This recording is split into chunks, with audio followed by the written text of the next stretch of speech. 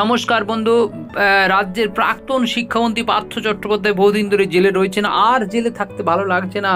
স্বভাবতই তিনি যেভাবে থাকতে অভ্যস্ত, সেখানে কিন্তু জেলে সেইভাবে সুবিধা অনেকটাই পাচ্ছেন না। কিভাবে তিনি থাকতে পারেন, তাই কান্নায় ভেঙে পড়েছেন যে আর কতদিন, আর কত কষ্ট যন্ত্রণা।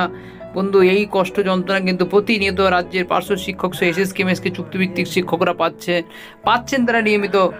কারণ তিনি যদি চাইতেন যে রাজ্যের এই ধরনের শিক্ষকদের একটা স্বাভাবিক উন্নয়ন হোক, ডেভেলপমেন্ট হোক, করতে পারতেন। এবং কিন্তু তিনি সেখানে বলেছিলেন যে ধাপে ধাপে উন্নতি হবে। বন্ধু, সত্যিই কি ধাপে ধাপে উন্নতি হয়েছে রাজ্যের শিক্ষকদের?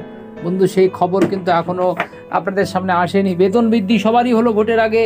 রাজ্যের যত পার্শ্ব শিক্ষক এসএসকে মেসকে এই ধরনের চুক্তিভিত্তিক শিক্ষকদের বুক ফাটা কান্না। এবং কারো স্ত্রী হয়তো কেউ মারা গেছে, কারো স্ত্রী দেখা যাচ্ছে যে রোলারের চাকা মুচ্ছে, কেউ হয়তো কোনো শিক্ষক ইটের ভাটাতে কাজ করছেন, কেউ কোনো শিক্ষক ফেরিওয়ালাগিরি কাজ করছে।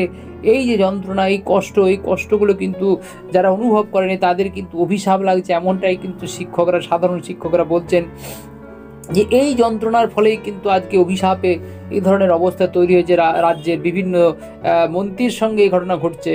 তো বন্ধু, বর্তমান শিক্ষামন্ত্রী তিনিও কিন্তু এখনো পর্যন্ত কিছুই করেননি। এবং তাকে যে প্রশ্ন করেছিল তাতে বলেছে পার্শ্ব শিক্ষকদের সব কাজ করে দেওয়া আছে, শুধু সময়ের অপেক্ষা। বন্ধু, সেই সময়ের অপেক্ষা সবারই বেতন বৃদ্ধি হয়ে গেল, 10,000 পর্যন্ত বেতন বৃদ্ধি হলো। কিন্তু রাজ্যের চুক্তিভিত্তিক শিক্ষক, পার্শ্ব শিক্ষক এসএসকেদের পাশে কিন্তু কিছু টাকাও বেতন বৃদ্ধি হলো না।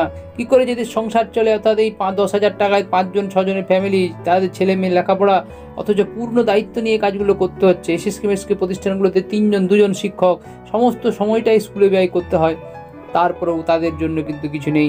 রাজ্যের পার্শ্ব শিক্ষকদের পর একের পর এক কাজের বোঝা কিন্তু বেড়ে চলেছে, অথচ সেইখানে পার্শ্ব শিক্ষকদের জন্য কিন্তু কোনো কিছু চিন্তা ভাবনা করেনি।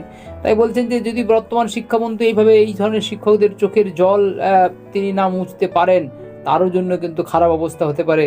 তাই এই এই বিষয়গুলো সাবধান হওয়ার কথা রয়েছে। কারণ এটা তো একটা ন্যায়সঙ্গত ব্যাপার যে সবারই যখন কিছু হচ্ছে, কেন এই ধরনের শিক্ষকরা একই যন্ত্রণার মধ্যে আটকে রয়ে যাবে, এই যন্ত্রণা কুরে কুরে খাচ্ছে। তাই হয়তো পার্থ চট্টোপাধ্যায়ের বাড়িতে যারা গিয়েছেন, তিনি যে স্বাচ্ছন্দ্যে থাকেন, তিনি গাড়িতে উঠতে পারেন না, তার পা ধরে তুলে দিতে হয় যারা রয়েছেন। সেই শিক্ষামন্ত্রীকে জেলে থাকতে হচ্ছে, জেলের ঘানি খাটতে হচ্ছে।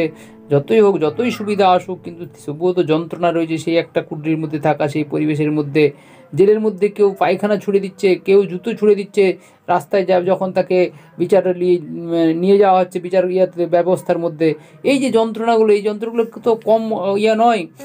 পার্থ চট্টোপাধ্যায় কিন্তু তিনি একটা বড় কোম্পানিতে চাকরি করতেন, সেখান থেকে ছেড়ে রাজনীতি এসেছেন। কিন্তু সত্যিই কি রাজনীতির মার পেছে পড়ে তিনি এরকম হলেন, নাকি সত্যি তিনি অনেক কুকর্ম, খারাপ কাজ করেছেন, অনেক বেকার যুবকদের চোখে জল নষ্ট করেছেন, যার সেই যন্ত্রণা তাকে কুরে কুরে খাচ্ছে? পাপ যে বাপকে ছাড়ে না, এটা কিন্তু দেখে প্রমাণিত হচ্ছে।